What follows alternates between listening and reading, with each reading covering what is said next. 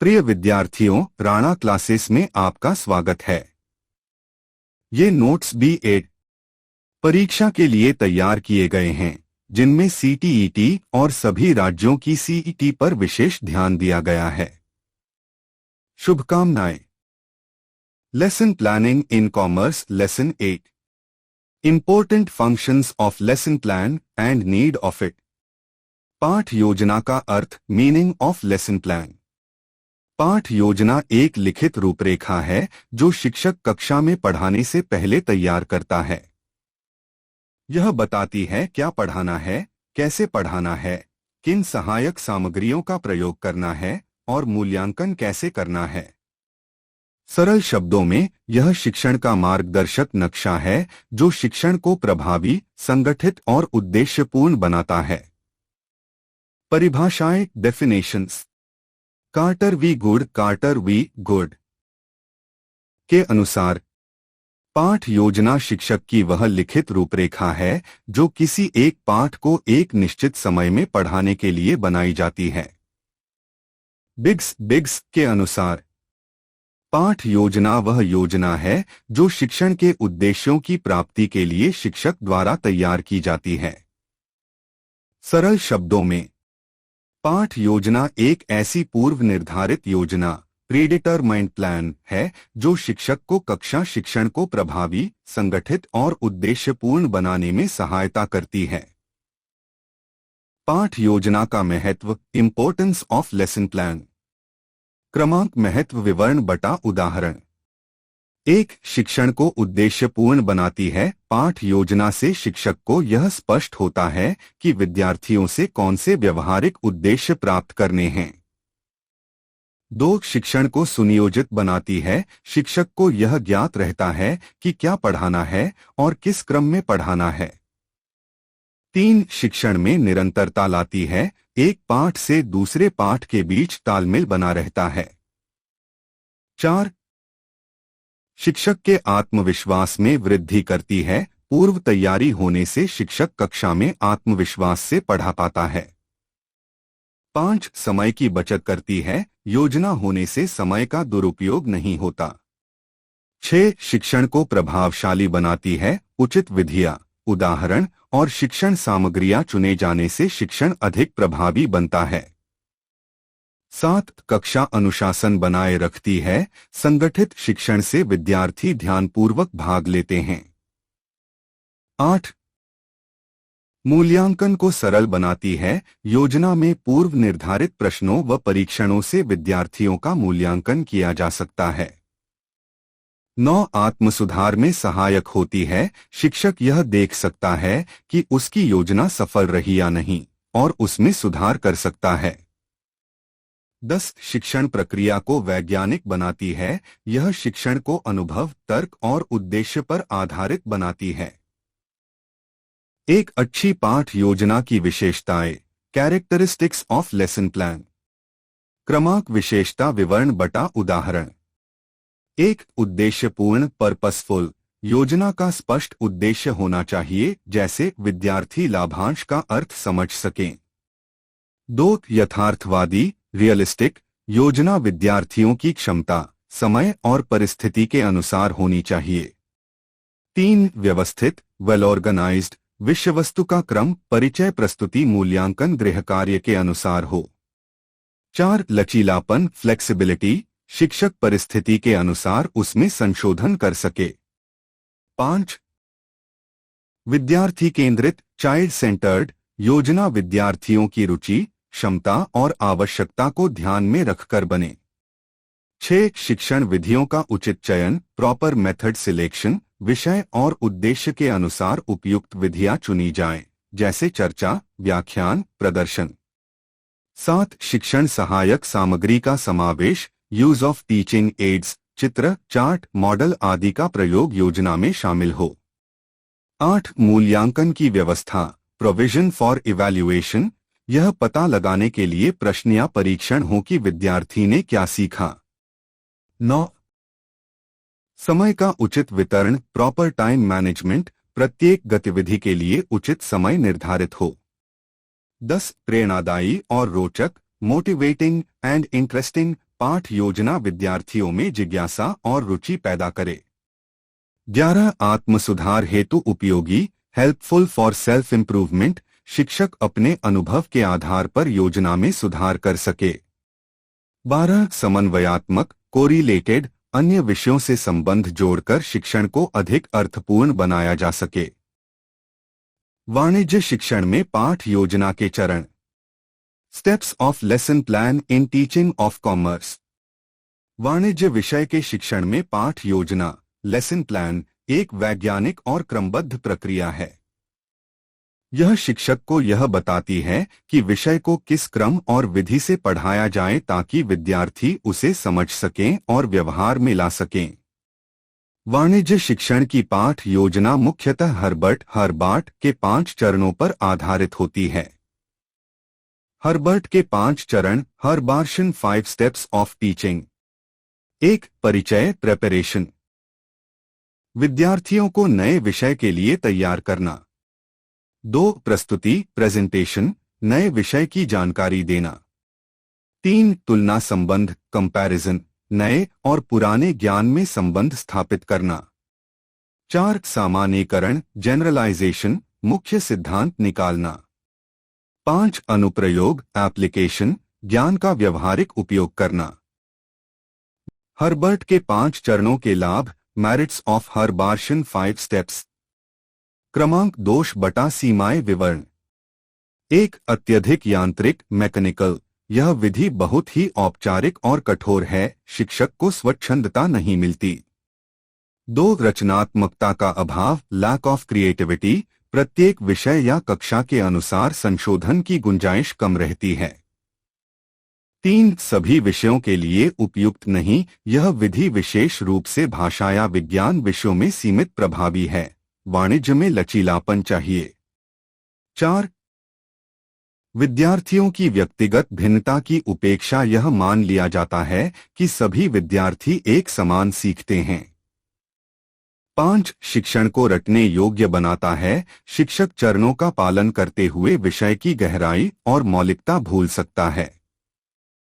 6. भावनात्मक पक्ष की उपेक्षा केवल बौद्धिक विकास पर ध्यान देता है, भावनात्मक और सामाजिक विकास की उपेक्षा करता है।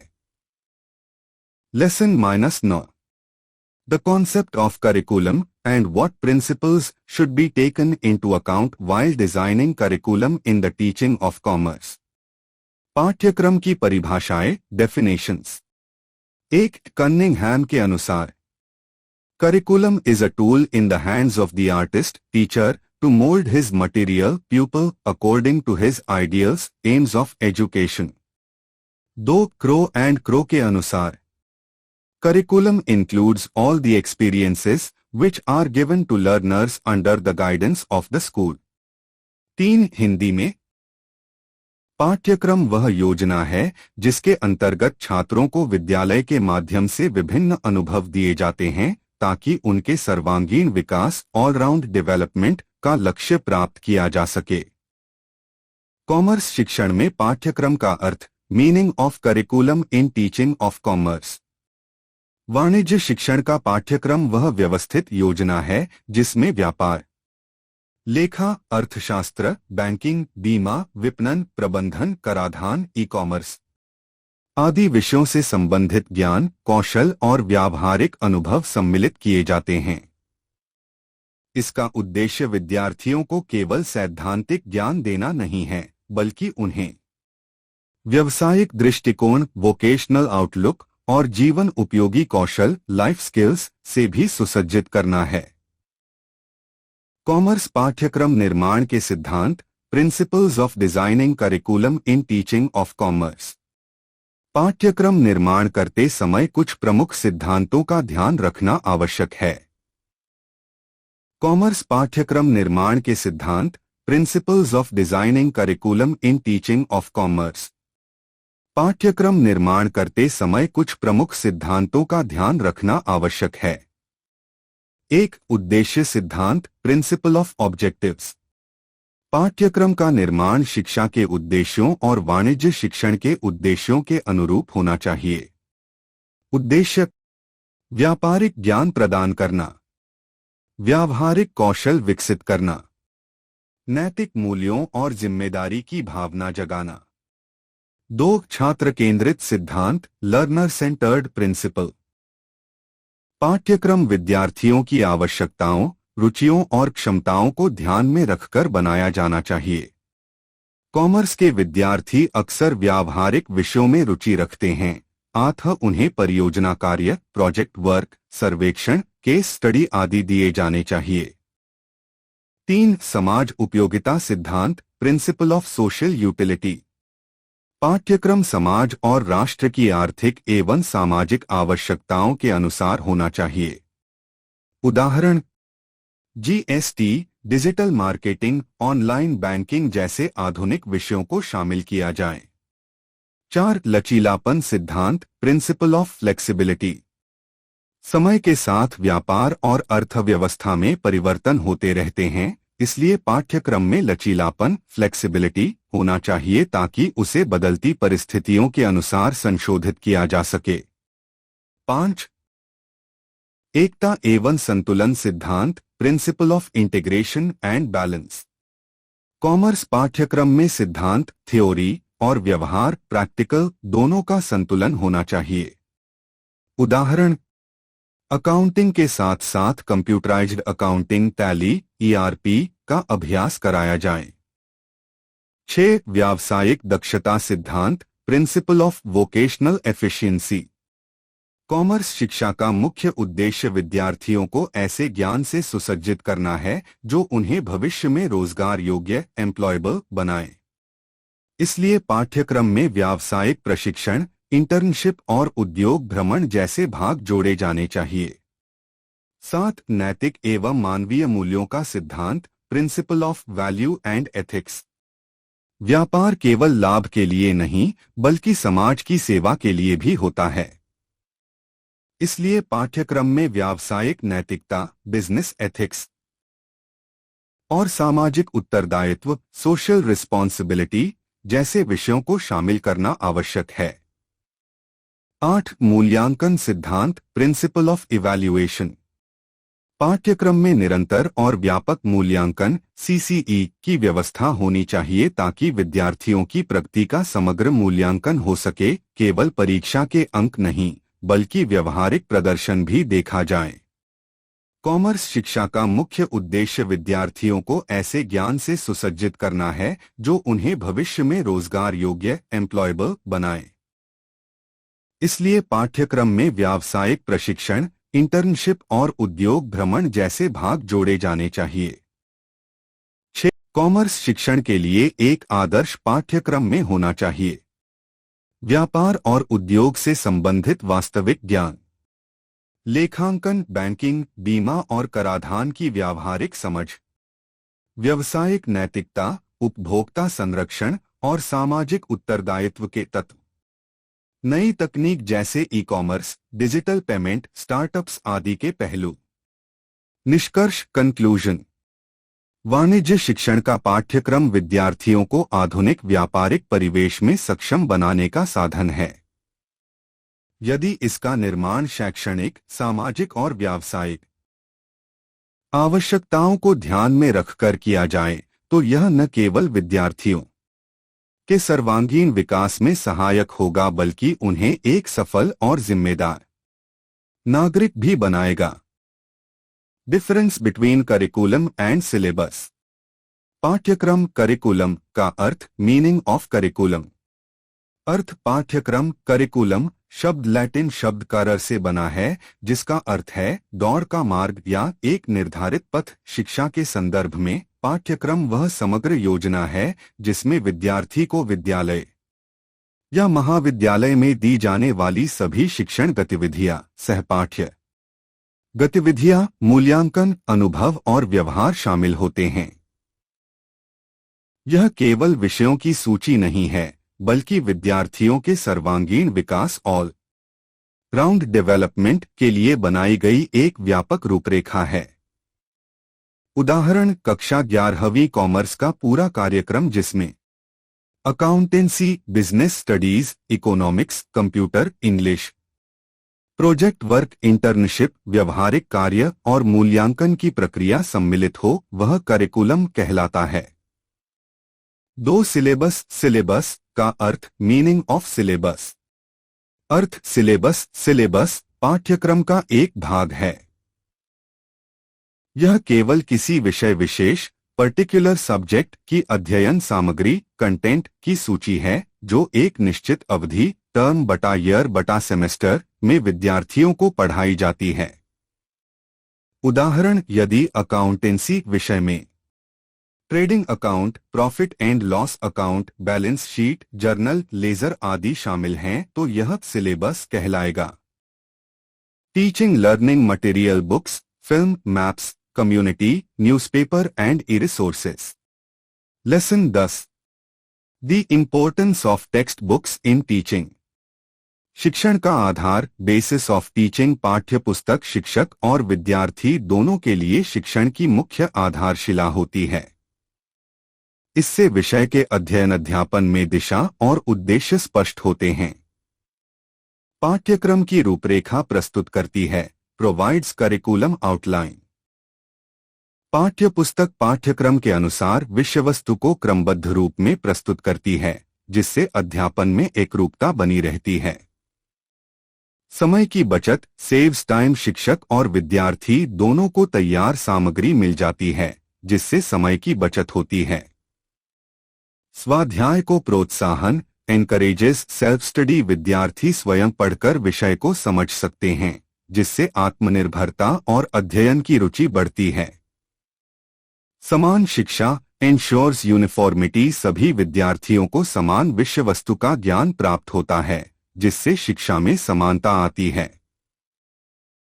ज्ञान का स्थायी स्रोत, परमानेंट सोर्स ऑफ नॉलेज। पाठ्य पुस्तकें दीर्घकालीन संदर्भ के रूप में उपयोग की जा सकती हैं। शिक्षक के लिए मार्गदर्शक, गाइड फॉर टीचर्स। पाठ्य पुस्तक शिक्षक को अध्यापन की दिशा, पद्धति और क्रम निर्धारण में सहायता प्रदान करती है। 2 अर्थशास्त्र की पाठ्य पुस्तक के उपयोग, uses of economics text book.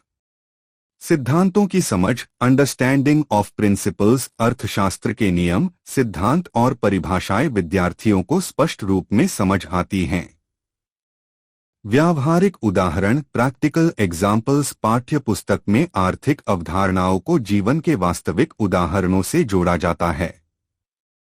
आंकड़ों और सारणियों का उपयोग, use of data and tables. अर्थशास्त्र में आंकड़े, तालिकाएं और ग्राफ महत्वपूर्ण होते हैं, जिन्हें पाठ्य पुस्तक सरल रूप में प्रस्तुत करती है।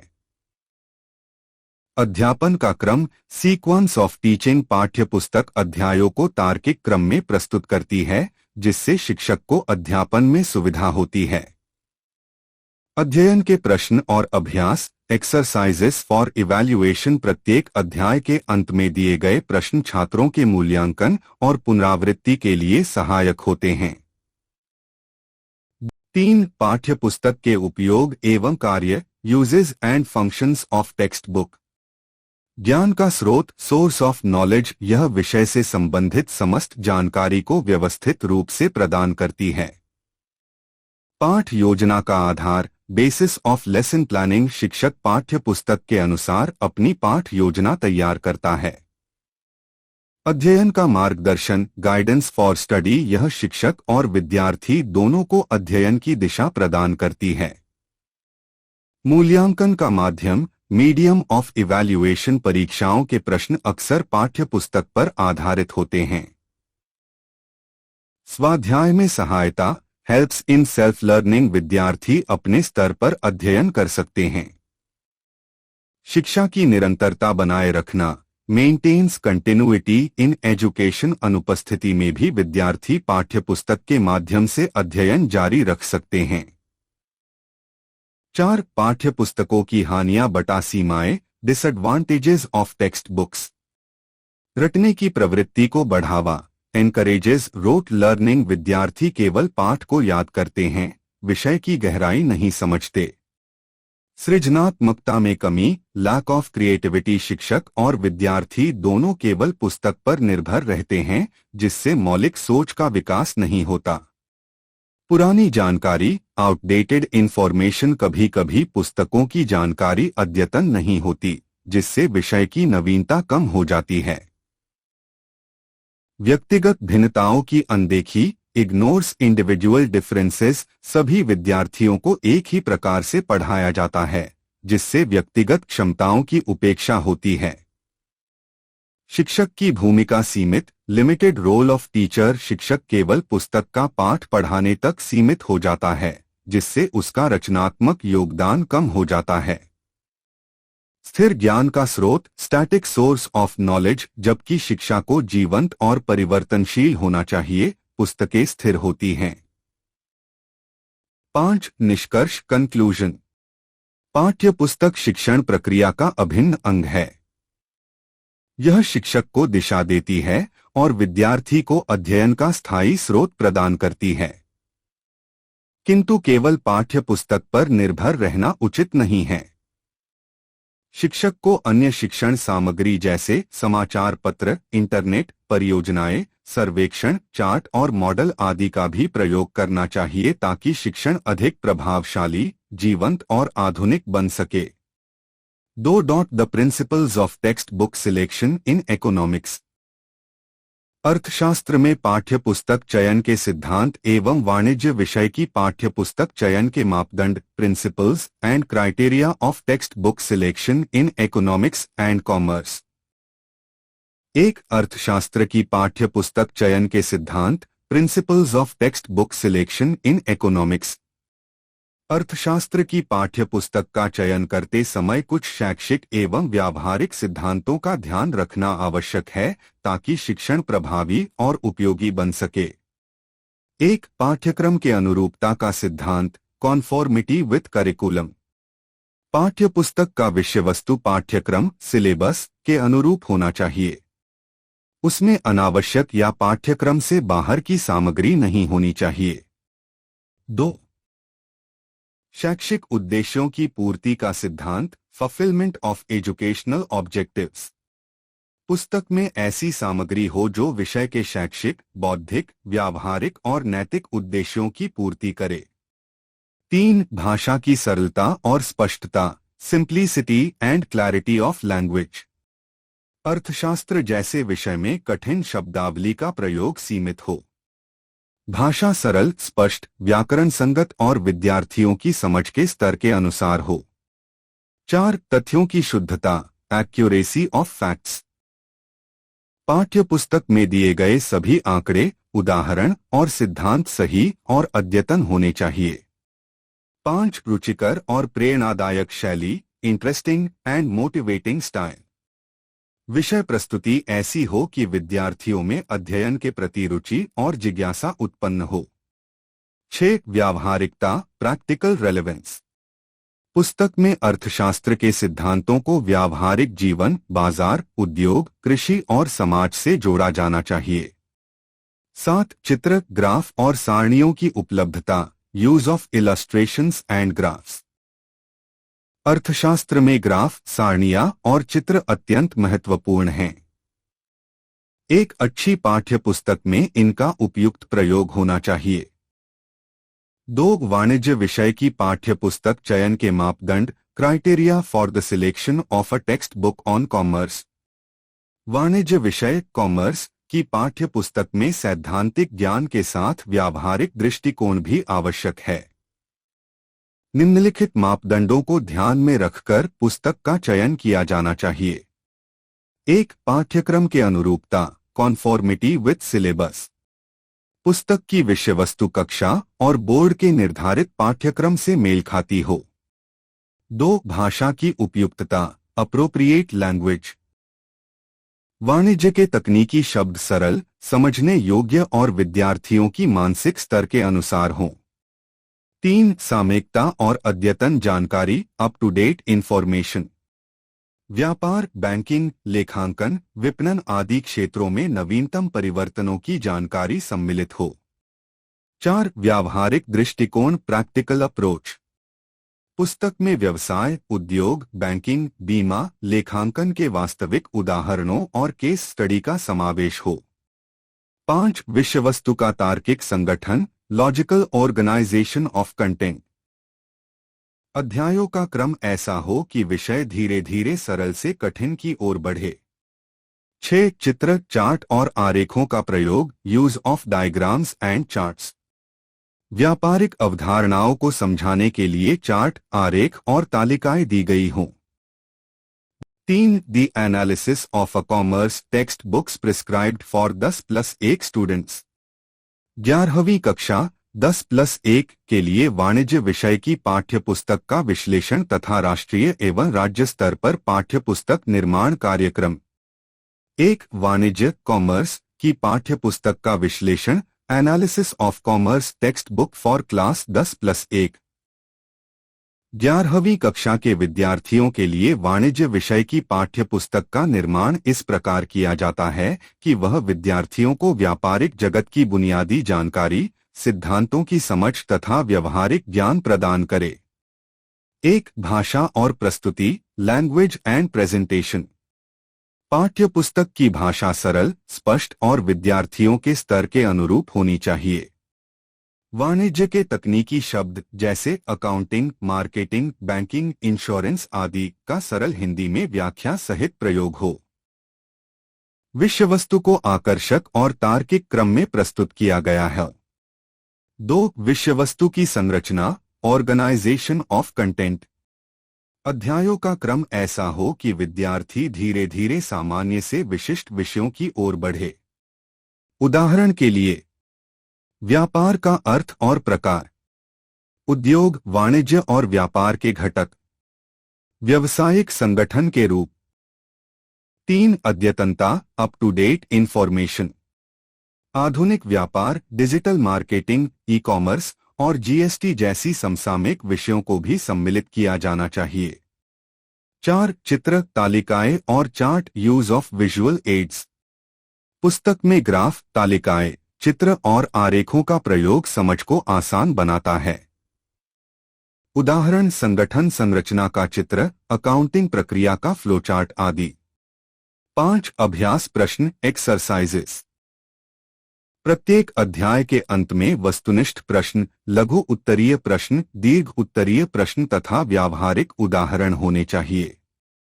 6 मूल्य आधारित शिक्षा, वैल्यू बेस्ड लर्निंग। व्यापार में नैतिकता, ईमानदारी, उपभोक्ता संरक्षण और सामाजिक दायित्व पर विशेष बल दिया जाना चाहिए। 7 व्यावहारिक दृष्टिकोण, प्रैक्टिकल ओरिएंटेशन। उदाहरणों, केस स्टडी, केस स्टडीज और वास्तविक व्यापारिक घटनाओं के माध्यम से अवधारणाओं को व्यावहारिक रूप में प्रस्तुत किया जाए। 2 राष्ट्रीय स्तर पर पाठ्यपुस्तक निर्माण कार्यक्रम, programmes at the national level. Bharat में राष्ट्रीय स्तर पर पाठ्यपुस्तकों के निर्माण और विकास का कार्य मुख्यतः NCERT, national council of educational research and training द्वारा किया जाता है। 1 एनसर्ट की भूमिका। राष्ट्रीय स्तर पर पाठ्यपुस्तकों के लिए दिशानिर्देश, मानक एवं शैक्षिक उद्देश्यों को निर्धारित करता है। यह सुनिश्चित करता है कि सभी पुस्तकों में राष्ट्रीय एकता, लोकतांत्रिक मूल्य, वैज्ञानिक दृष्टिकोण और सामाजिक सद्भाव पर बल दिया जाए। 2 राष्ट्रीय पाठ्यचर्या रूपरेखा, नेशनल करिकुलम फ्रेमवर्क, एनसीएफ। एनसर्ट समय समय पर एनसीएफ तैयार करता है, जैसे एनसीएफ 2005, एनसीएफ 2023। इस रूपरेखा के अनुसार विषयों की संरचना, शिक्षण विधियां और मूल्यांकन प्रणाली विकसित की जाती है। 3 CBSE, central board of secondary education. CBSE NCERT द्वारा विकसित पाठ्यपुस्तकों को अपनाता है। 10+1 वाणिज्य के लिए सीबीएसई में मुख्यतः एनसर्ट की पुस्तकों का प्रयोग किया जाता है। 4 राष्ट्रीय स्तर पर उद्देश्य। सभी राज्यों के लिए एक समान गुणवत्ता और मानक निर्धारित करना। विद्यार्थियों में राष्ट्रीय एकता, सामाजिक उत्तरदायित्व और व्यावसायिक दक्षता का विकास करना। 3 राज्य स्तर पर पाठ्यपुस्तक निर्माण कार्यक्रम, programmes at the state level. हर राज्य में पाठ्यपुस्तक विकास का कार्य SCERT, state council of educational research and training और राज्य शिक्षा बोर्ड द्वारा किया जाता है। एक एससीईआरटी की भूमिका राज्य की शैक्षिक आवश्यकताओं और स्थानीय परिस्थितियों के अनुसार पाठ्य पुस्तकों का निर्माण करता है। राज्य के आर्थिक, सामाजिक और सांस्कृतिक परिवेश को ध्यान में रखकर सामग्री तैयार की जाती है। 2. राज्य शिक्षा बोर्ड स्टेट बोर्ड 10+1 कक्षा के वाणिज्य विषय की पुस्तकों को स्वीकृति देता है। मूल्यांकन प्रणाली और परीक्षा पैटर्न का निर्धारण करता है। 3. राज्य स्तर पर विषय सामग्री की विशेषताएं स्थानीय उद्योगों, व्यापारों, संसाधनों और रोजगार के अवसरों से संबंधित जानकारी दी जाती है। राज्य की आर्थिक नीतियों, व्यापारिक संरचना, सहकारी संस्थाओं और कृषि आधारित उद्योगों पर बल दिया जाता है। 4. राष्ट्रीय और राज्य स्तर की तुलना comparison of national and state level programs. पहलू राष्ट्रीय स्तर एनसर्ट सीबीएसई, राज्य स्तर एससीईआरटी स्टेट बोर्ड। पाठ्यपुस्तक निर्माण संस्था एनसर्ट एससीईआरटी। उद्देश्य राष्ट्रीय एकता, समान मानक राज्य की आवश्यकताओं पर आधारित। भाषा हिंदी व अंग्रेजी दोनों माध्यम, राज्य की स्थानीय भाषा व हिंदी। सामग्री राष्ट्रीय परिप्रेक्ष्य पर आधारित, स्थानीय व क्षेत्रीय परिप्रेक्ष्य पर आधारित। उदाहरण सामान्य व्यापारिक अवधारणाएं, स्थानीय उद्योग व व्यापार से जुड़े उदाहरण। अद्यतनता समय समय पर संशोधित, स्थानीय आवश्यकताओं के अनुसार संशोधित। 4-5 निष्कर्ष कंक्लूजन 11वीं कक्षा की वाणिज्य पाठ्य पुस्तक का विश्लेषण दर्शाता है कि यह विद्यार्थियों में व्यापार, लेखांकन, बैंकिंग, बीमा और विपणन के बुनियादी ज्ञान का विकास करती है। राष्ट्रीय स्तर पर पाठ्य पुस्तकें मानकीकृत शिक्षा को प्रोत्साहन देती हैं, जबकि राज्य स्तर की पुस्तकें स्थानीय परिस्थितियों और व्यावहारिक ज्ञान को बल देती हैं। इस प्रकार एक आदर्श वाणिज्य पाठ्य पुस्तक वह है जो पाठ्यक्रम के अनुरूप, भाषा में सरल, व्यवहारिक दृष्टिकोण से युक्त और राष्ट्रीय व स्थानीय आवश्यकताओं में संतुलन रखती हो। 4. How can a teacher make the best use of a textbook? What are the uses of a textbook to be used by the teacher? शिक्षक द्वारा पाठ्य पुस्तक का सर्वोत्तम उपयोग। How a teacher can make the best use of a textbook? पाठ्य पुस्तक text book शिक्षण अधिगम प्रक्रिया का अत्यंत महत्वपूर्ण साधन है। यह न केवल विद्यार्थियों के लिए अध्ययन का आधार है, बल्कि शिक्षक के लिए भी शिक्षण की दिशा और विधि निर्धारित करने में सहायक होती है। एक कुशल शिक्षक पाठ्य पुस्तक का उपयोग केवल पढ़ाने के लिए नहीं, बल्कि विद्यार्थियों में समझ, चिंतन और रचनात्मकता विकसित करने के लिए करता है। 5. एक शिक्षक पाठ्य पुस्तक का सर्वोत्तम उपयोग कैसे कर सकता है? How can a teacher make the best use of a text book? 1. पूर्व तैयारी प्री प्रिपरेशन। शिक्षक को अध्यापन से पहले पाठ्य पुस्तक का गहराई से अध्ययन करना चाहिए। प्रत्येक अध्याय का उद्देश्य, प्रमुख बिंदु और कठिन शब्दों को पहचानें। कौन से हिस्से विद्यार्थियों के लिए कठिन हो सकते हैं, यह पहले से तय करें। 2. पाठ योजना बनाना लेसन प्लानिंग। पाठ्य पुस्तक के आधार पर शिक्षक को अपनी पाठ योजना तैयार करनी चाहिए। प्रत्येक अध्याय के शिक्षण उद्देश्यों को निर्धारित करें। किन शिक्षण विधियों, लेक्चर, डिस्कशन, प्रोजेक्ट मेथड आदि का उपयोग करना है, यह तय करें। 3. विषय वस्तु का विस्तार सप्लीमेंटिंग द टेक्स्ट बुक। शिक्षक को केवल पाठ्य पुस्तक तक सीमित नहीं रहना चाहिए। समाचार पत्र, इंटरनेट, पत्रिकाओं और वास्तविक उदाहरणों का प्रयोग कर विषय को रोचक बनाएं। इससे विद्यार्थी वर्तमान आर्थिक, सामाजिक और व्यावसायिक परिस्थितियों को बेहतर समझ पाएंगे। 4. प्रश्नोत्तर विधि का उपयोग यूज ऑफ क्वेश्चनिंग टेक्निक। पाठ्य पुस्तक के आधार पर शिक्षक विद्यार्थियों से प्रश्न पूछकर उनकी समझ को जांचे। जैसे इस सिद्धांत के पीछे क्या कारण है, या यदि यह नियम न होता तो क्या होता। इससे विद्यार्थियों में विचार शक्ति और तर्कशीलता विकसित होती है।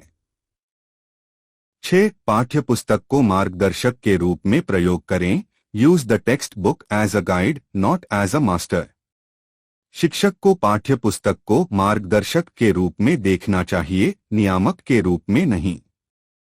शिक्षक की भूमिका केवल पुस्तक पढ़ाने तक सीमित नहीं है, उसे विद्यार्थियों को सोचने, समझने और लागू करने के अवसर देने चाहिए।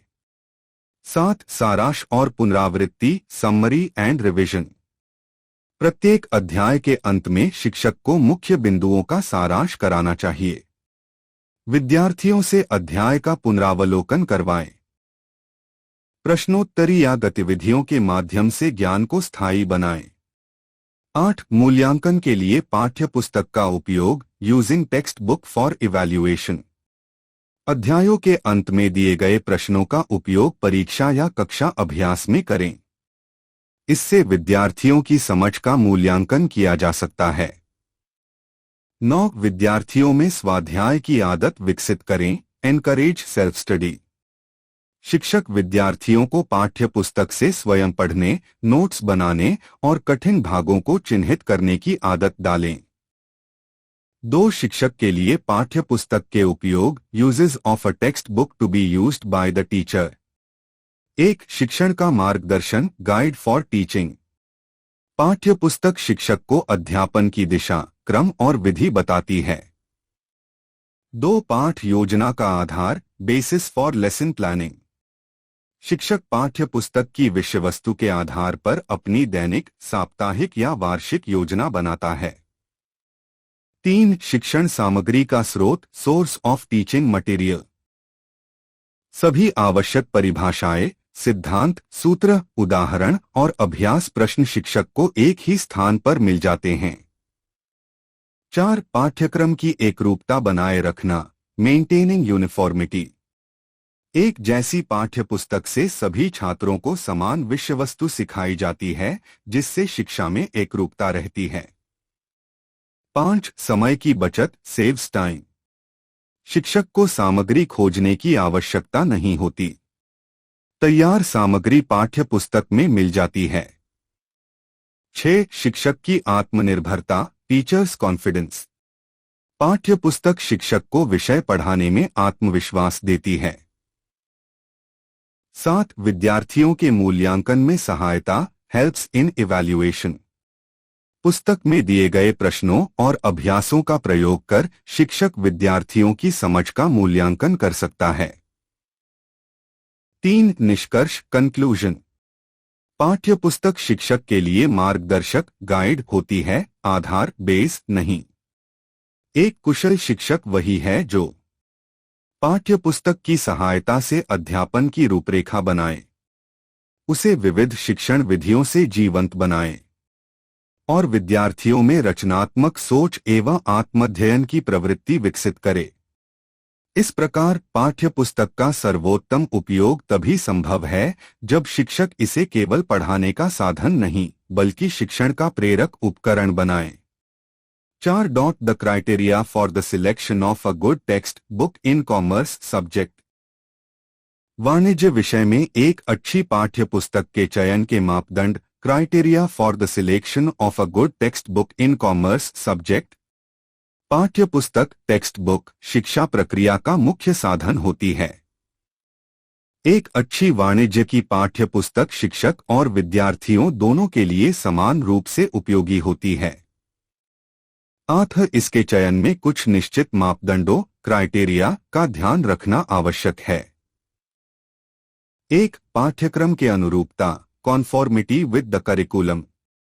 पाठ्यपुस्तक का विषय वस्तु, कंटेंट, पाठ्यक्रम, सिलेबस के अनुसार होना चाहिए।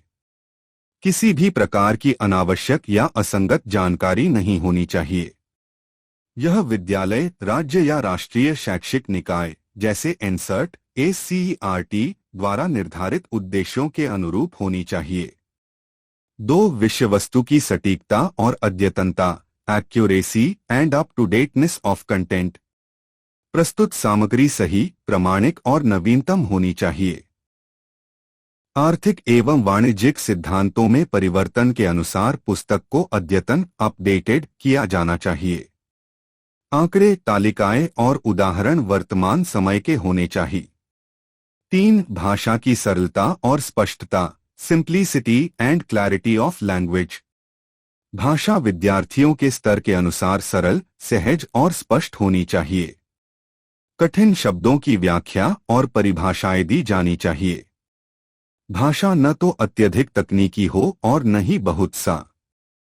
4. शिक्षण के उद्देश्यों की पूर्ति, फुलफिलमेंट ऑफ एजुकेशनल ऑब्जेक्टिव्स। पुस्तक विद्यार्थियों में व्यावसायिक दृष्टिकोण, निर्णय क्षमता, आर्थिक समझ और व्यावहारिक कौशल का विकास करे। निष्कर्ष, कंक्लूजन। एक अच्छी वाणिज्य की पाठ्य पुस्तक वही है जो पाठ्यक्रम के अनुरूप, भाषा में सरल, विषय में सटीक, प्रस्तुति में आकर्षक और विद्यार्थियों के स्तर के अनुकूल हो। 5. The condition of text book in India give suggestion for bringing improvement in them. Bharat में पाठ्य पुस्तकों की स्थिति और उनमें सुधार के सुझाव, the condition of text books in India and suggestions for improvement. 1. Bharat में पाठ्य पुस्तकों की वर्तमान स्थिति, present condition of text books in India. Bharat में पाठ्य पुस्तकें विद्यालयी शिक्षा का मुख्य आधार मानी जाती हैं। यद्यपि इनके माध्यम से विद्यार्थियों को ज्ञान प्राप्त होता है, फिर भी वर्तमान समय में पाठ्य पुस्तकों की स्थिति पूरी तरह संतोषजनक नहीं है। इनमें कई सीमाएं और समस्याएं देखी गई हैं। 1. पाठ्य पुस्तकों की असमान गुणवत्ता, unequal quality of text books. विभिन्न राज्यों और बोर्डों में पाठ्य पुस्तकों की गुणवत्ता समान नहीं है। कुछ राज्यों में पुस्तकें अत्यंत उच्च स्तर की हैं, जबकि कुछ में कमजोर और पुरानी जानकारी होती है। 2. विषयवस्तु का असंगठन, लैक ऑफ प्रॉपर ऑर्गेनाइजेशन। विषयवस्तु कंटेंट का क्रमबद्ध और मनोवैज्ञानिक रूप से संगठन नहीं होता। विद्यार्थियों के स्तर और रुचि का ध्यान कई बार नहीं रखा जाता। 3. अद्यतनता की कमी, lack of up to date information. अनेक पाठ्य पुस्तकें पुराने आंकड़ों और सिद्धांतों पर आधारित हैं। आर्थिक, वाणिज्यिक और तकनीकी परिवर्तनों के अनुसार समय पर संशोधन नहीं किया जाता। 4. भाषा की जटिलता, कॉम्प्लेक्सिटी ऑफ लैंग्वेज। कई बार भाषा कठिन, तकनीकी और अस्पष्ट होती है, जिससे विद्यार्थियों को समझने में कठिनाई होती है। 5. प्रस्तुतिकरण में आकर्षण की कमी, अनअट्रैक्टिव प्रेजेंटेशन। मुद्रण, चित्र, चार्ट और लेआउट आकर्षक नहीं होते। चित्र या उदाहरण विषय को समझाने के बजाय केवल औपचारिकता बन जाते हैं। 6. लेखक और विशेषज्ञता की कमी, लैक ऑफ क्वालिफाइड ऑथर्स। कई पुस्तकों के लेखक शिक्षण या विषय में विशेषज्ञ नहीं होते। परिणामस्वरूप सामग्री में त्रुटियां या असंतुलन दिखाई देता है। 7. व्यावहारिकता की कमी, लैक ऑफ प्रैक्टिकल अप्रोच। विशेष रूप से वाणिज्य और अर्थशास्त्र जैसे विषयों में केवल सैद्धांतिक ज्ञान दिया जाता है। जीवन और व्यवसाय से जुड़ी व्यावहारिक जानकारी कम होती है। 8. एकाधिकारवादी प्रकाशन, मोनोपोली ऑफ पब्लिशर्स। कुछ प्रकाशक शिक्षा बोर्डों पर हावी रहते हैं और गुणवत्तापूर्ण प्रतियोगिता नहीं होती। अनेक पाठ्य पुस्तकें पुराने आंकड़ों और सिद्धांतों पर आधारित हैं। आर्थिक, वाणिज्यिक और तकनीकी परिवर्तनों के अनुसार समय पर संशोधन नहीं किया जाता। 3. निष्कर्ष, कंक्लूजन। एक अच्छी वाणिज्य की पाठ्य पुस्तक वही है जो पाठ्यक्रम के अनुरूप, भाषा में सरल, विषय में सटीक, प्रस्तुति में आकर्षक और विद्यार्थियों के स्तर के अनुकूल हो। 5.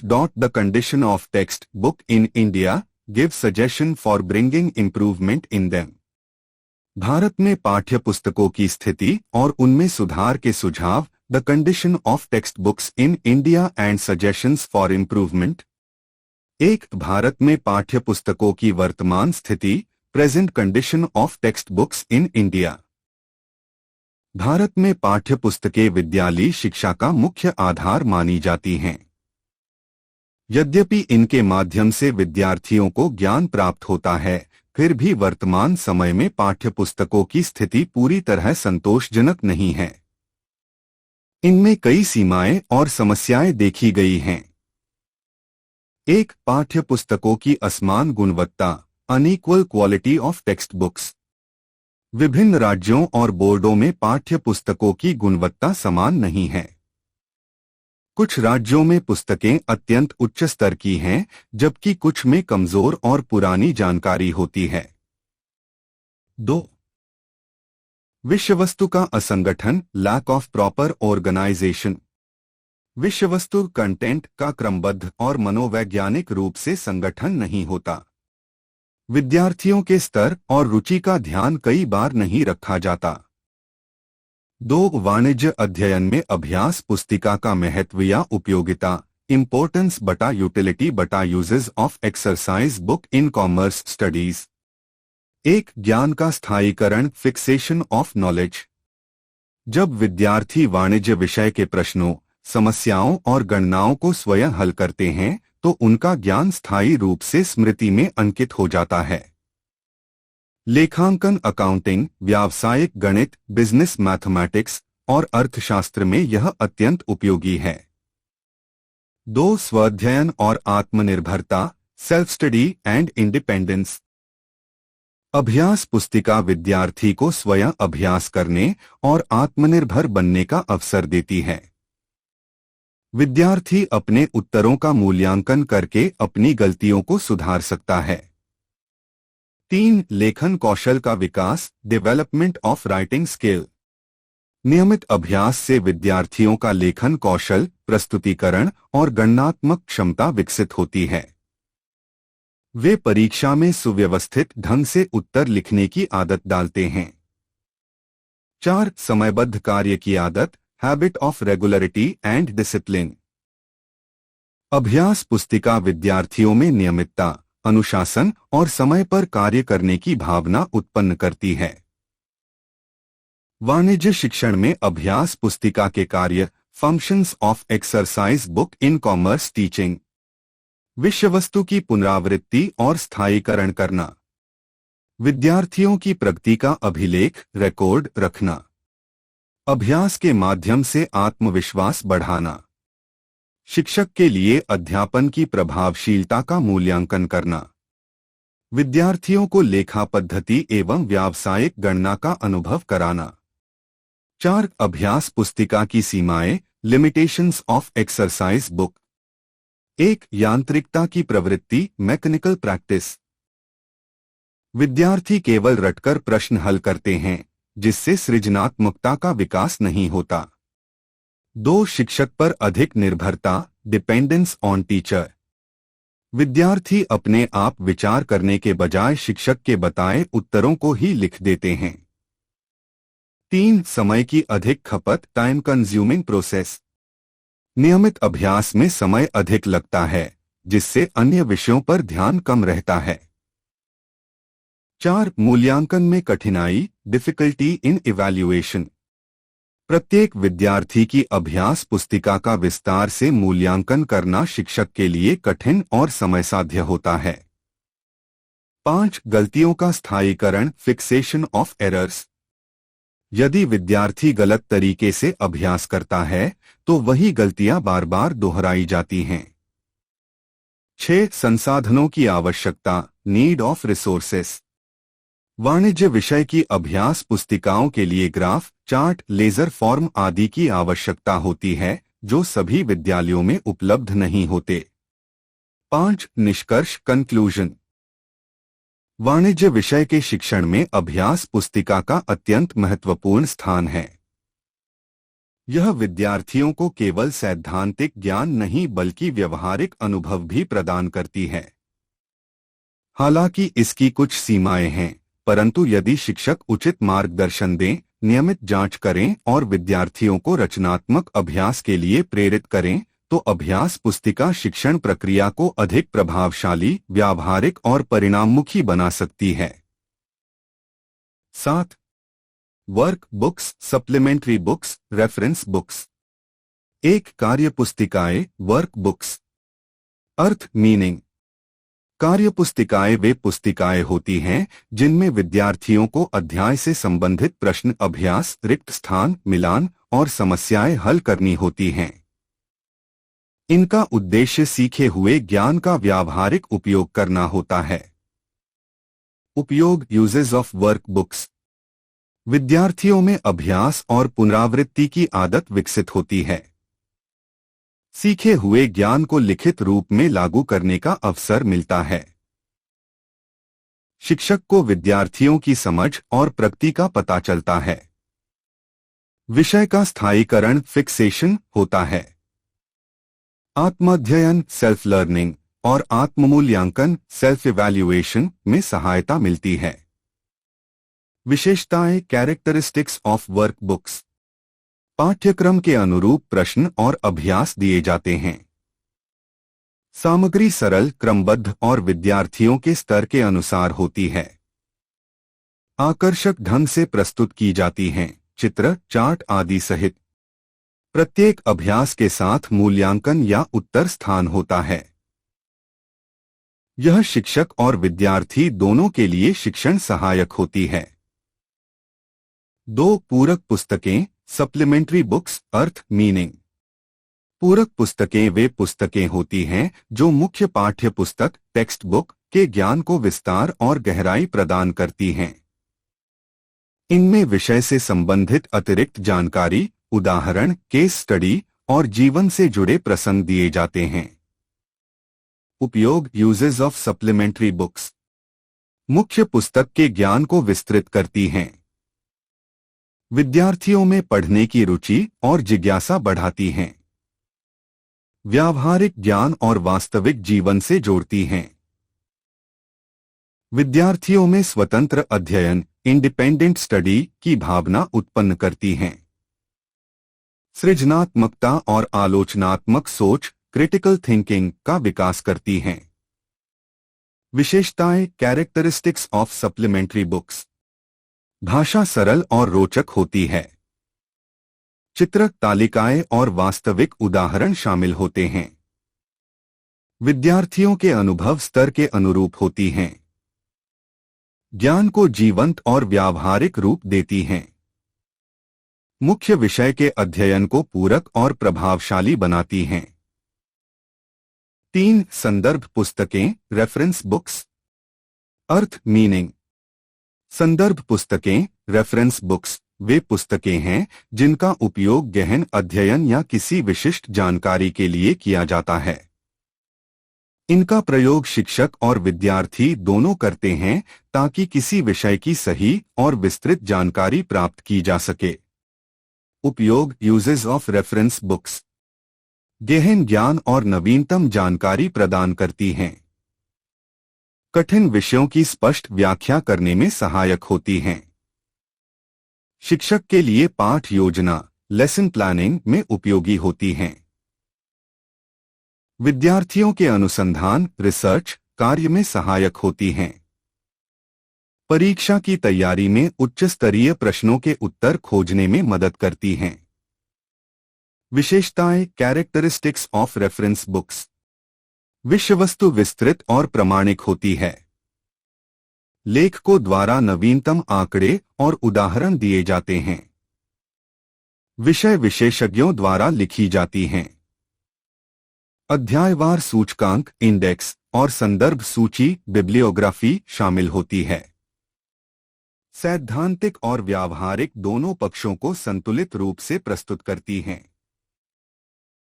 4 मौखिक कार्य, ओरल वर्क। अर्थ मीनिंग। मौखिक कार्य से तात्पर्य है विद्यार्थियों द्वारा बोलकर, चर्चा करके या प्रश्नोत्तर के रूप में ज्ञान का अभिव्यक्ति करना।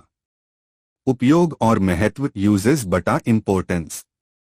विद्यार्थियों में आत्मविश्वास, कॉन्फिडेंस और संप्रेषण कौशल, कम्युनिकेशन स्किल्स का विकास। मौखिक परीक्षा या साक्षात्कार के लिए तैयारी। विद्यार्थियों की समझ और अभिव्यक्ति शक्ति का मूल्यांकन। चर्चा, वाद विवाद, प्रश्नोत्तर आदि से तर्कशक्ति का विकास। उदाहरण: शिक्षक द्वारा प्रश्न पूछना और विद्यार्थी का उत्तर देना। समूह चर्चा, ग्रुप डिस्कशन या वाद विवाद प्रतियोगिता। मौखिक रिपोर्ट या प्रस्तुति देना। 5. लिखित कार्य, रिटन वर्क। अर्थ, मीनिंग। लिखित कार्य में विद्यार्थी सीखे गए विषयों को लिखकर व्यक्त करते हैं, जैसे उत्तर लिखना, गणनाएं करना, लेख लिखना आदि। उपयोग और महत्व, यूजेस बटा इम्पोर्टेंस। ज्ञान को स्थायी बनाने में सहायक। परीक्षा की तैयारी और उत्तर लेखन कौशल का विकास। शिक्षक के लिए मूल्यांकन का प्रमुख साधन। आत्माभिव्यक्ति और विश्लेषणात्मक सोच का विकास। लेखन में अनुशासन और व्यवस्था का अभ्यास। उदाहरण: प्रश्नोत्तर लिखना, लेखा पुस्तकें भरना, जर्नल, लेजर आदि। निबंध या रिपोर्ट लेखन, गृह कार्य, होमवर्क या प्रोजेक्ट वर्क। 6. निष्कर्ष, कंक्लूजन। श्रेणी, उद्देश्य, मुख्य लाभ, उपयोगकर्ता। वर्कबुक, अभ्यास और पुनरावृत्ति, ज्ञान का स्थायीकरण, विद्यार्थी और शिक्षक। सप्लीमेंट्री बुक, अतिरिक्त और रोचक जानकारी, पढ़ने की रुचि और ज्ञान विस्तार, विद्यार्थी। रेफरेंस बुक, गहन अध्ययन और अनुसंधान, अद्यतन और प्रामाणिक जानकारी, शिक्षक व उन्नत विद्यार्थी। ओरल वर्क, मौखिक अभिव्यक्ति, आत्मविश्वास और संप्रेषण कौशल, विद्यार्थी। रिटन वर्क, लिखित प्रस्तुति, स्थायी ज्ञान और मूल्यांकन, विद्यार्थी। 8. Audio visual aids. Earth, meaning of audio visual aids. Audio visual सहायक साधन, ऑडियो विजुअल एड्स वे शिक्षण सामग्री या उपकरण होते हैं जिनके माध्यम से सुनने, ऑडियो और देखने, विजुअल, दोनों इंद्रियों द्वारा शिक्षा दी जाती है। इनका उद्देश्य शिक्षण को रुचिकर, जीवंत और प्रभावशाली बनाना होता है। ये विद्यार्थी को केवल सुनने तक सीमित नहीं रखते, बल्कि उसे देखने और अनुभव करने का अवसर भी देते हैं। 2. ऑडियो विजुअल सहायक साधनों के कार्य, functions of audio visual aids. शिक्षण को सजीव बनाना, टू मेक टीचिंग लाइवली। ये शिक्षण को जीवंत और वास्तविक रूप प्रदान करते हैं, जिससे विद्यार्थी अधिक रुचि लेते हैं। समझ को गहरा बनाना, टू डीपेन अंडरस्टैंडिंग। देखने और सुनने दोनों से विद्यार्थियों की अवधारणा स्पष्ट होती है और विषय वस्तु को आसानी से याद रखा जा सकता है। दृश्य एवं श्रवण अनुभव देना, to provide visual and auditory experience. विद्यार्थी को वास्तविक जीवन के उदाहरणों का अनुभव मिलता है, जैसे व्यापार के वीडियो, आर्थिक गतिविधियों के चार्ट, लेखा की प्रक्रिया के प्रदर्शन आदि। समय की बचत, टू सेव टाइम। कठिन विषयों को चार्ट, मॉडल या फिल्म के माध्यम से शीघ्र समझाया जा सकता है। अमूर्त को मूर्त बनाना, to make abstract concepts concrete. जैसे राष्ट्रीय आय, बाजार, मांग व आपूर्ति जैसे अमूर्त विषयों को ग्राफ, चार्ट और एनिमेशन के माध्यम से मूर्त रूप दिया जा सकता है। शिक्षक की सहायता, एड टू टीचर। शिक्षक को जटिल विषयों को सिखाने में सहायता मिलती है। शिक्षण अधिक संगठित और प्रभावशाली बनता है। विद्यार्थी की सक्रिय भागीदारी, एक्टिव पार्टिसिपेशन ऑफ स्टूडेंट्स। विद्यार्थी केवल श्रोता नहीं रहते, बल्कि सक्रिय रूप से सीखने की प्रक्रिया में शामिल होते हैं। 2. वाणिज्य शिक्षण की विभिन्न विधियां, various methods of teaching commerce. वाणिज्य शिक्षण में विभिन्न विधियों का चयन विषय की प्रकृति, विद्यार्थियों के स्तर तथा उद्देश्य पर निर्भर करता है। मुख्य विधियां निम्नलिखित हैं। 1. लेक्चर मेथड, व्याख्यान विधि। अर्थ, इस विधि में शिक्षक विद्यार्थियों को मौखिक रूप से विषय की जानकारी देता है। यह सबसे पुरानी और प्रचलित विधि है। विशेषताएं: शिक्षक बोलता है, विद्यार्थी सुनते हैं। मुख्य रूप से सैद्धांतिक विषयों के लिए उपयोगी। लाभ: अल्प समय में अधिक छात्रों को सिखाया जा सकता है।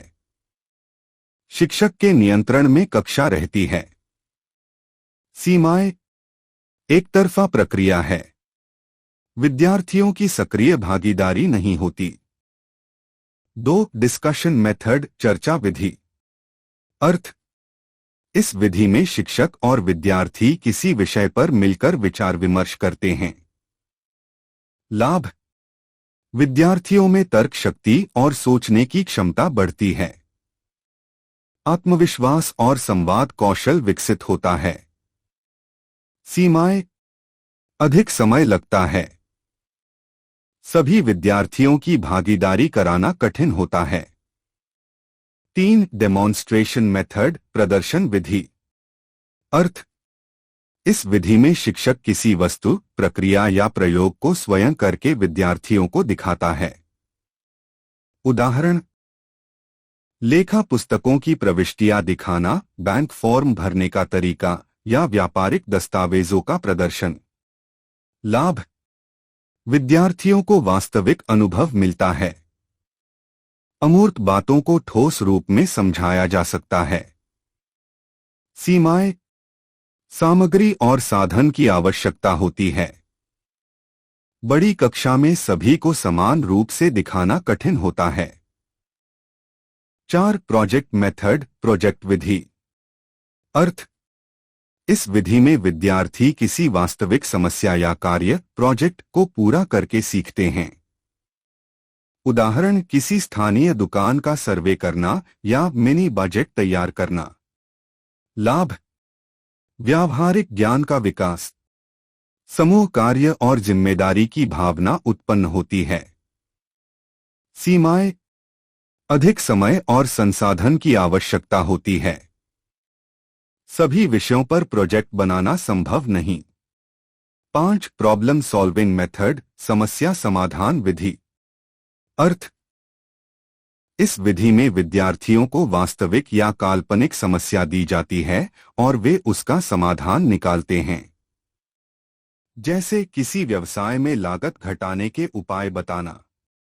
लाभ तार्किक और विश्लेषणात्मक सोच विकसित होती है। विद्यार्थियों में आत्मनिर्भरता आती है। सीमाएं कुछ विद्यार्थी सक्रिय रूप से भाग नहीं लेते।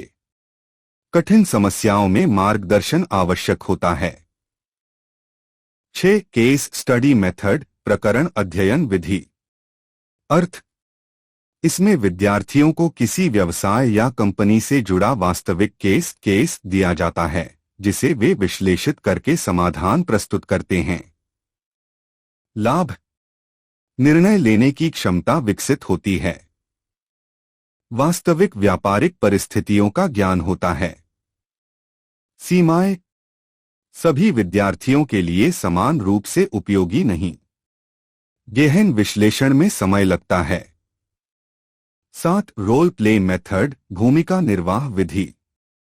अर्थ विद्यार्थियों को विभिन्न भूमिकाएं जैसे ग्राहक, विक्रेता, बैंक मैनेजर आदि दी जाती हैं और वे वास्तविक स्थिति का अभिनय करते हैं। लाभ अनुभवात्मक अधिगम एक्सपीरियंशियल लर्निंग। विद्यार्थियों में आत्मविश्वास और संवाद क्षमता विकसित होती है। सीमाएं तैयारी और समय की आवश्यकता होती है। गंभीर विद्यार्थी भाग लेने से कतराते हैं। 8. आईसीटी बेस्ड बटा ई लर्निंग मेथड सूचना एवं संचार प्रौद्योगिकी आधारित विधि। अर्थ इस विधि में computer, internet, projector, video lecture, online class आदि का प्रयोग किया जाता है। लाभ शिक्षा आधुनिक और आकर्षक बनती है। नवीनतम जानकारी तक पहुंच संभव होती है। सीमाएं तकनीकी समस्याएं और उपकरणों की कमी हो सकती है। सभी विद्यार्थियों के पास डिजिटल साधन नहीं होते। शिक्षण तकनीकों का वर्गीकरण classification of teaching techniques. 1. Verbal techniques मौखिक तकनीकें। प्रश्नोत्तर तकनीक क्वेश्चन आंसर टेक्निक। व्याख्या तकनीक एक्सप्लेनेशन टेक्निक। कहानी तकनीक स्टोरी टेक्निक। वाद विवाद तकनीक, डिबेट टेक्निक। 2 डेमोन्स्ट्रेटिव टेक्निक्स, प्रदर्शन तकनीकें। मॉडल प्रदर्शन, मॉडल डेमोन्स्ट्रेशन। प्रयोग, एक्सपेरिमेंटेशन। वस्तुओं का प्रदर्शन, ऑब्जेक्ट डिस्प्ले। 3 इंटरैक्टिव टेक्निक्स, संवादात्मक तकनीकें। समूह चर्चा, ग्रुप डिस्कशन। भूमिका निर्वाह, role play. Seminar, symposium, seminar, symposium. 4 visual techniques, दृश्य तकनीकें। चार्ट, ग्राफ, मानचित्र का उपयोग। चित्र और पोस्टर प्रदर्शन। ऑडियो वीडियो, प्रोजेक्टर आदि का प्रयोग। State the meaning of skill of explaining in behavioural terms. 1 earth, meaning of skill of explaining in behavioural terms. व्याख्या की कौशल का व्यवहारिक अर्थ। शिक्षण प्रक्रिया में व्याख्या की कौशल, स्किल ऑफ एक्सप्लेनिंग का अर्थ है शिक्षक की वह क्षमता जिसके द्वारा वह किसी विषय वस्तु, सिद्धांत, नियम या प्रक्रिया को स्पष्ट, सरल, तर्कसंगत और संगठित रूप में विद्यार्थियों के सामने प्रस्तुत करता है ताकि वे उसे समझ सकें और उसका व्यवहारिक उपयोग कर सकें। व्यवहारिक शब्दों, बिहेवियरल टर्म्स में कहा जा सकता है जब शिक्षक विद्यार्थियों के प्रश्नों का तर्कसंगत उत्तर देता है, विचारों को क्रमवार स्पष्ट करता है, उपयुक्त उदाहरण देता है और अवधारणाओं के बीच संबंध जोड़ता है, तो वह व्याख्या कौशल का प्रदर्शन करता है। Explanation technique. अर्थ। एक्सप्लेनेशन टेक्निक, व्याख्या तकनीक, वह शिक्षण तकनीक है जिसके माध्यम से शिक्षक जटिल विषयों, अवधारणाओं, सिद्धांतों या तथ्यों को सरल, तर्कपूर्ण और व्यवस्थित ढंग से विद्यार्थियों को समझाता है। यह तकनीक शिक्षक की संचार क्षमता, कम्युनिकेशन स्किल, स्पष्टता, क्लैरिटी और उदाहरण देने की क्षमता पर आधारित होती है। उद्देश्य, विद्यार्थियों में समझ विकसित करना, अमूर्त अवधारणाओं को ठोस रूप में स्पष्ट करना, विद्यार्थियों को विषय से जोड़ना और जिज्ञासा उत्पन्न करना। व्याख्या कौशल के घटक, components of skill of explaining. 1 use of beginning statements, प्रारंभिक कथनों का प्रयोग। शिक्षक को विषय की शुरुआत में ऐसा कथन देना चाहिए जो विद्यार्थियों का ध्यान आकर्षित करे। जैसे, आज हम जानेंगे कि व्यापार में बैंकिंग प्रणाली क्यों आवश्यक है। 2 यूज ऑफ एक्सप्लेनिंग लिंक्स, संबंध स्थापित करना। शिक्षक को पुराने ज्ञान को नए विषय से जोड़ना चाहिए। उदाहरण, आपने पिछली कक्षा में व्यापारिक पूंजी के स्रोतों का अध्ययन किया था, अब हम बैंक के माध्यम से पूंजी प्राप्त करने की प्रक्रिया जानेंगे। 3 यूज ऑफ प्रॉपर एग्जाम्पल्स, उपयुक्त उदाहरणों का प्रयोग। प्रत्येक अवधारणा को स्पष्ट करने के लिए व्यावहारिक उदाहरण देना आवश्यक है। जैसे जैसे किसी व्यक्ति का बैंक में खाता होता है, वैसे ही व्यवसाय का भी चालू खाता होता है। 4 यूज ऑफ अप्रोप्रिएट मीडिया, उचित शिक्षण सामग्री का प्रयोग। चार्ट, चित्र, मॉडल, बोर्ड आदि का उपयोग व्याख्या को सजीव बनाता है। 5 continuity and fluency in explanation, सततता और प्रवाह। व्याख्या में विचारों का क्रम और प्रवाह बना रहना चाहिए। 6 यूज ऑफ प्रॉपर वोकैब्युलरी, सटीक शब्दावली का प्रयोग।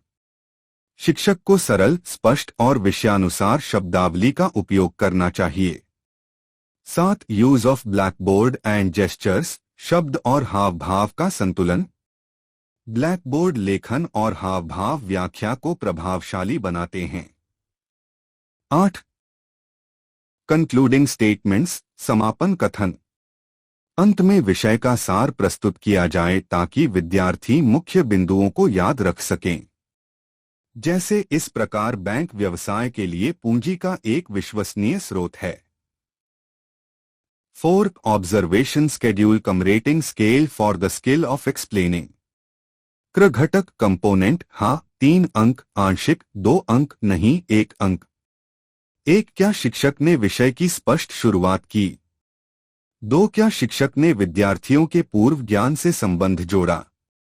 3. क्या उदाहरण प्रासंगिक और सटीक थे? 4. क्या व्याख्या में तार्किक क्रम था? 5. क्या विषय को स्पष्ट भाषा में बताया गया? 6. क्या उपयुक्त शिक्षण सामग्री का प्रयोग हुआ? 7. क्या विद्यार्थियों की प्रतिक्रिया को सम्मिलित किया गया? 8. क्या शिक्षक ने निष्कर्ष प्रस्तुत किया? 5. व्याख्या को प्रभावी बनाने के व्यावहारिक सुझाव, practical suggestions for making explanation effective. स्पष्ट उद्देश्य निर्धारित करें। शिक्षक को पहले से यह तय करना चाहिए कि उसे क्या समझाना है और विद्यार्थियों से क्या अपेक्षित है। विद्यार्थियों के पूर्व ज्ञान का आकलन करें। नए विषय को पुराने ज्ञान से जोड़ें। सटीक और सरल भाषा का प्रयोग करें। कठिन शब्दों या तकनीकी शब्दावली से बचें।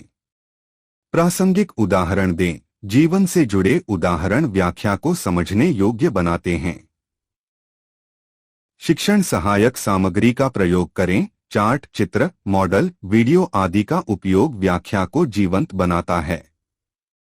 विद्यार्थियों से प्रश्न पूछें। व्याख्या के दौरान छोटे छोटे प्रश्न पूछकर ध्यान बनाए रखें।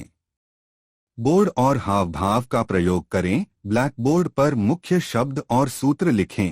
हाथों के हावभाव से ध्यान आकर्षित करें।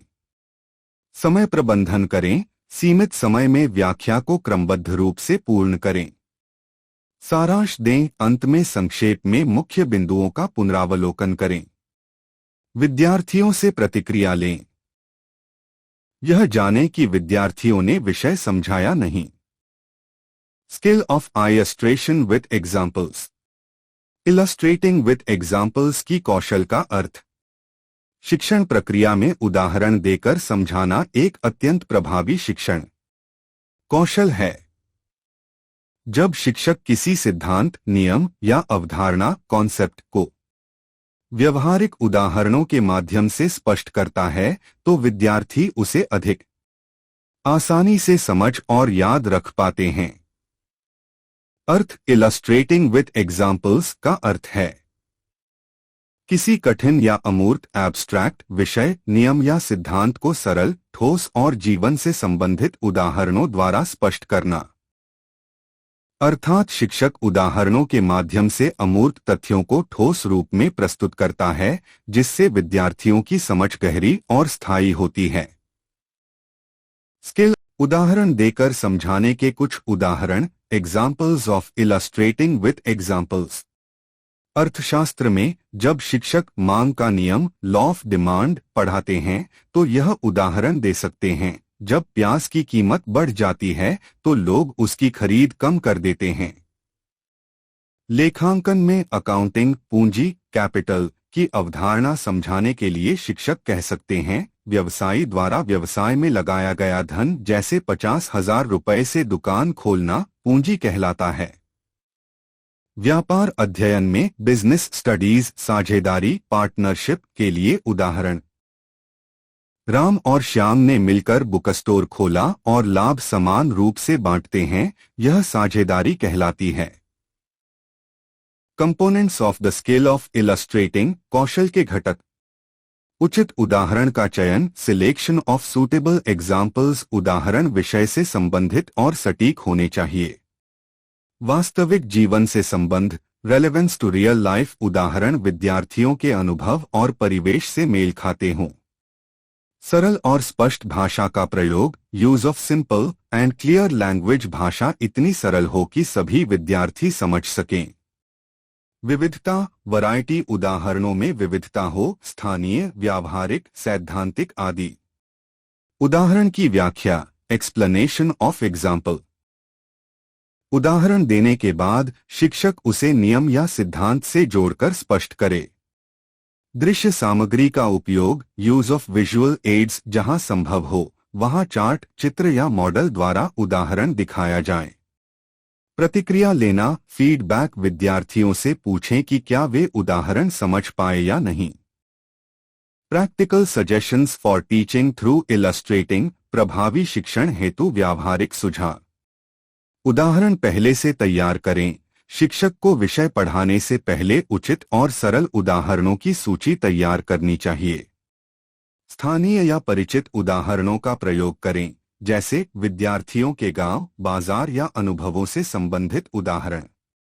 अत्यधिक उदाहरण न दें। बहुत अधिक उदाहरण देने से विद्यार्थियों का ध्यान भटक सकता है। चित्रों और चार्ट्स का उपयोग करें। दृश्य माध्यमों से उदाहरणों की प्रभावशीलता बढ़ जाती है। विद्यार्थियों से भी उदाहरण पूछें। इससे उनका सक्रिय सहभागिता, एक्टिव पार्टिसिपेशन, बढ़ता है।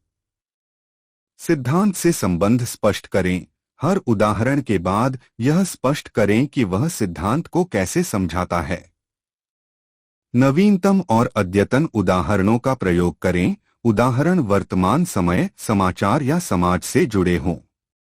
उदाहरण देकर समझाने की कौशल के लाभ। Advantages of illustration skill. अमूर्त तथ्यों को ठोस बनाता है। विद्यार्थियों की समझ और रुचि बढ़ाता है। स्मरण शक्ति, मेमोरी को बढ़ाता है। शिक्षण प्रक्रिया को जीवंत और व्यवहारिक बनाता है। विद्यार्थियों की सहभागिता बढ़ाता है। Different skills of micro teaching. भूमिका, इंट्रोडक्शन। शिक्षण प्रक्रिया में प्रश्न पूछना, क्वेश्चनिंग, एक अत्यंत प्रभावी शिक्षण कौशल है। यह शिक्षक और विद्यार्थी के बीच संवाद स्थापित करता है तथा विद्यार्थियों की सोच, ध्यान और सहभागिता को सक्रिय बनाता है। माइक्रो टीचिंग, सूक्ष्म शिक्षण में प्रश्न पूछने की कौशल का विशेष अभ्यास कराया जाता है ताकि शिक्षक सही समय पर उचित प्रश्न पूछकर शिक्षण को प्रभावी बना सके। माइक्रो टीचिंग की प्रमुख कौशलें। Different skills of micro teaching.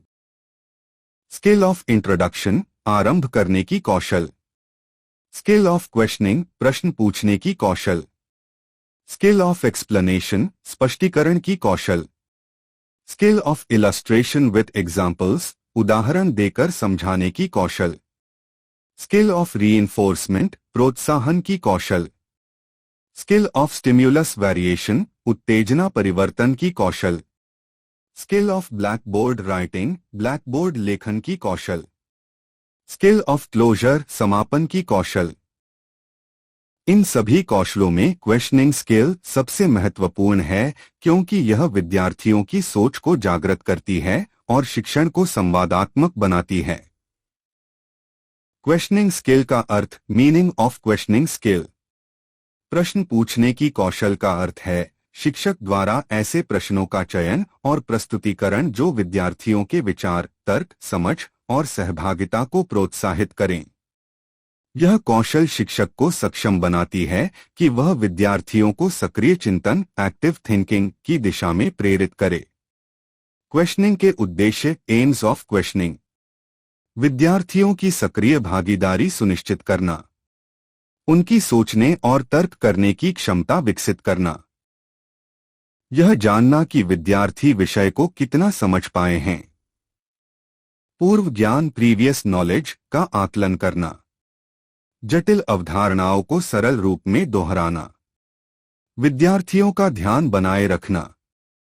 शिक्षण प्रक्रिया को सजीव, संवादात्मक और प्रभावी बनाना। क्वेश्चनिंग का महत्व। Importance of questioning in teaching. यह सीखने की प्रक्रिया को सक्रिय बनाता है। विद्यार्थियों में रचनात्मक और आलोचनात्मक सोच उत्पन्न करता है। शिक्षक को विद्यार्थियों की समझ के स्तर का अंदाजा मिलता है। क्वेश्चंस के प्रमुख वर्गीकरण। Broad divisions of questions. Based on purpose, उद्देश्य के आधार पर। डायग्नोस्टिक क्वेश्चंस, नैदानिक प्रश्न। टीचिंग क्वेश्चंस, शिक्षण प्रश्न। टेस्टिंग क्वेश्चंस, परीक्षण प्रश्न। बेस्ड ऑन थिंकिंग लेवल, विचार स्तर के आधार पर। लोअर ऑर्डर क्वेश्चंस, निम्न स्तरीय प्रश्न। हायर ऑर्डर क्वेश्चंस, उच्च स्तरीय प्रश्न। काइंड्स ऑफ क्वेश्चंस, प्रश्नों के प्रकार। नॉलेज क्वेश्चंस, ज्ञानवर्धक प्रश्न जैसे बिल ऑफ एक्सचेंज क्या है।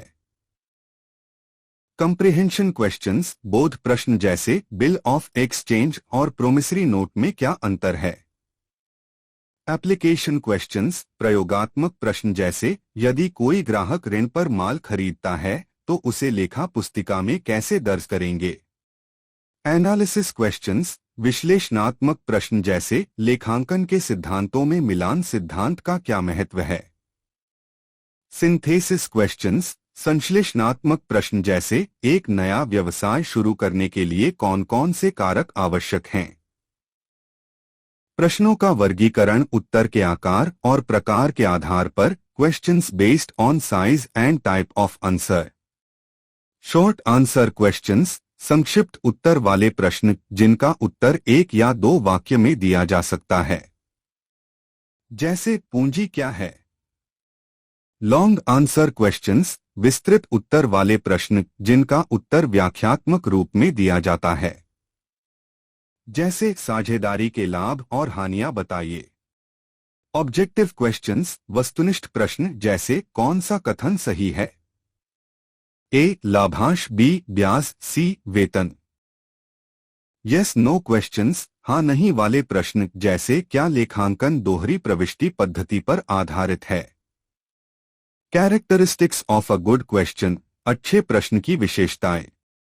प्रश्न स्पष्ट और सरल भाषा में हो। प्रश्न विषय और उद्देश्य से संबंधित हो। प्रश्न उचित कठिनाई स्तर का हो। प्रश्न तर्कशील और सोच को प्रोत्साहित करने वाला हो। प्रश्नों का क्रम तार्किक होना चाहिए। प्रश्नों में पक्षपात या भ्रम न हो। प्रश्नों को समय और परिस्थिति के अनुसार पूछा जाए। 7. Skill of introducing a lesson. Skill of introducing a lesson, पाठ प्रारंभ करने की कौशल। अर्थ बटा परिभाषा, मीनिंग बटा डेफिनेशन। पाठ प्रारंभ करने की कौशल, skill of introducing a lesson का अर्थ है शिक्षक द्वारा ऐसे उपाय या तकनीक का प्रयोग करना जिससे विद्यार्थियों की रुचि, जिज्ञासा और ध्यान नए पाठ की ओर आकर्षित हो तथा वे नए विषय को सीखने के लिए मानसिक रूप से तैयार हो जाएं। अर्थात शिक्षक को अपने शिक्षण की शुरुआत इस प्रकार करनी चाहिए कि विद्यार्थियों का ध्यान उसकी ओर केंद्रित हो। उनकी पूर्व जानकारी, प्रीवियस नॉलेज से नए विषय का संबंध स्थापित हो और उन्हें यह पता चले कि वे इस पाठ में क्या और क्यों सीखने वाले हैं। प्रिय विद्यार्थियों, कृपया इन वीडियो का लिंक अपने सभी मित्रों और सहपाठियों के साथ साझा करें।